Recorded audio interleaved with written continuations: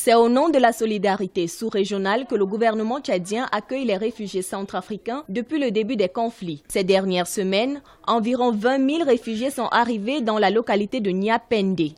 Pourtant, la frontière entre le Tchad et la République centrafricaine est officiellement fermée. Les autorités locales font preuve de flexibilité à l'égard du nombre important de ces réfugiés qui arrivent à la frontière. L'hospitalité des autorités tchadiennes est saluée par les organismes humanitaires.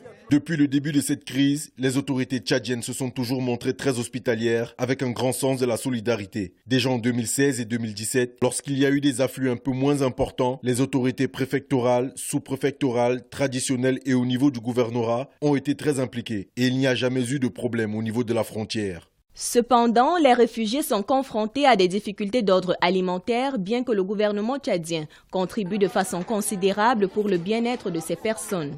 Mais la situation sociale reste encore critique car au sein du pays, les ressources financières sont réduites.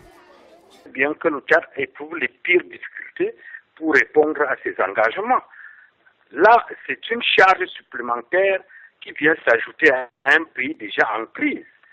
Donc le Tchad a vraiment besoin d'aide pour répondre aux besoins de ces réfugiés qui viennent se superposer à d'autres problèmes de fond. De l'aide alimentaire, il en faut davantage, aussi bien de la part du gouvernement tchadien que pour les organismes humanitaires. Au regard de l'insécurité persistante en Centrafrique, le nombre de demandeurs d'asile en République du Tchad pourrait s'accroître jusqu'à 25 000 en 2018.